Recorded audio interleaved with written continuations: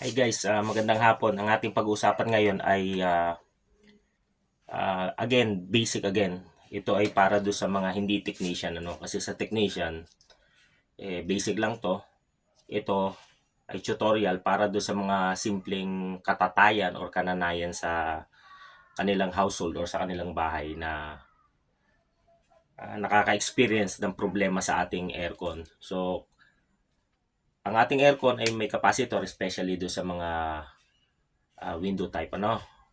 Lahat may capacitor, pero ang pag-usapan natin ay sa window type aircon. So, sa mga hindi pa inverter, ano? So, sabi ko nga magsimula tayo sa basic. So, ano bang maraming aircon sa ating kapaligiran? Kundi ang ordinaryong aircon, ano? So, ngayon, ang pag-uusapan natin is yung capacitor ng aircon. Kasi kung tutusin, kung capacitor lang sira ng ating aircon, kaya na nating palitan yan. Technician man tayo o hindi, simple lang tayo o hindi. Basta alam natin kung paano siya papalitan, ano? So, syempre,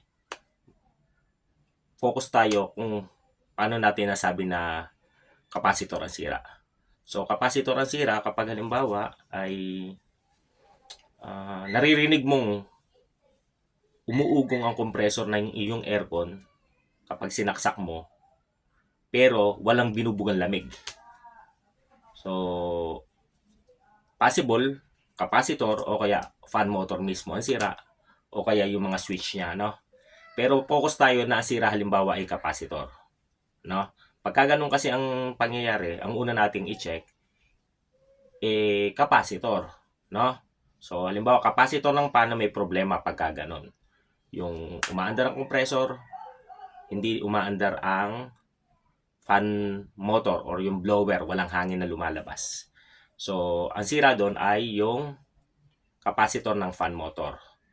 And then kung ang nangyayari naman ay nararamdaman mo may bumubugang hangin palabas ng aircon, pero hindi mo naririnig yung dating vibration ng compressor ng air condition mo, posible capacitor naman ng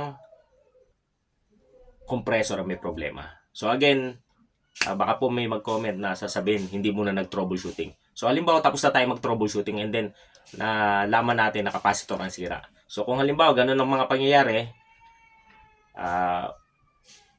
fan motor o kaya ay compressor ang may problema, syempre, ibababa natin yung unit sa butas and then tatanggalin natin yung mga screw, maingat, baka mabutas yung tubo, ano? So again, ito ay para do sa mga gusto lang mag-DIY, gusto ko lang tulungan kasi minsan, sorry do sa mga kasama natin, natataga sila sa pagpaparepair. Minsan simple lang ang sira, capacitor lang pala. So focus na tayo na capacitor ang sira, ano? So kung capacitor ang sira at may tester ka naman sa bahay, kagaya ng tester ko, yung capacitance tester, madali lang i-check. So ngayon, kapag capacitor ang sira, ang pagpapalit lang niyan napakadali. Make sure na kung anong tinanggal mo sa kada terminal, iyon din ang ikakapit mo doon sa tatanggalin mong lumang capacitor. So, kung mapapansin nyo, ang typical na capacitor ng aircon ay may tatlong grupo ng terminal. So, yung isa, yung C, iyan yung common. So, iyan yung galing sa line. So, dito nilalagay yan. Fan motor at saka yung compressor dito. And then, makakakita ka ng fan. So, meaning fan. So, sa fan motor yan, ano? Yung isang wire ng fan motor dito. And then, yung herm. So, yung herm, iyan yung sa compressor naman. Okay, madali lang tandaan. So, again, pag C, yan yung common. Yan yung supply ng kuryente, yung line 1 or yung line 2, yung kalahati ng 220, dito yan. Tapos, yung fan, so sa fan, connection do sa fan. And then yung herm, ito yung sa compressor. So, madali lang, ano? Hindi nyo kailangang pag-aralan pa masyado kasi nga, DIY tutorial lang tayo. Kumbaga, ito yung DIY. Hindi na kailangan nyo pag-aralan pero iba pa rin yung may ideya kayo doon sa sinasabi ko, no? Kaya ako nasabing hindi mo na kailangan pag-aralan pag capacitor ang sira, susundin mo lang yung mga tinanggal mo. Kung halimbawa nakakita ka dito sa common ng mga grupo ng kulay black, kuha ka ng cable tie, pagsamasamahin mo siya. yung mga tinanggal mo dito, halimbawa 3 natanggal mo dito or 2, kuha ka na cable tie or electrical tape mo, pagsamahin mo sila, and then lagyan mo siya ng label na C para pag binalik mo doon sa bagong capacitor. And then yung fan, so ganun din, lagyan mo lang siya ng masking tape, lagyan mo ng fan or F para sa fan, and then yung herm galing do sa motor ng or compressor ng ating aircon, tandaan mo lang. So ganun lang kadali, wala ka nang babaguhin pa. So tatanggalin mo lang at ibabalik mo do sa bagong capacitor. So again, ang mahalaga mo lang dapat natandaan pag magpapalit ka ng capacitor ay hindi ka magkabali-baliktad sa pagbabalik ng terminal dito. So again, C common, yung F, so sa fan yan, yung herm sa compressor.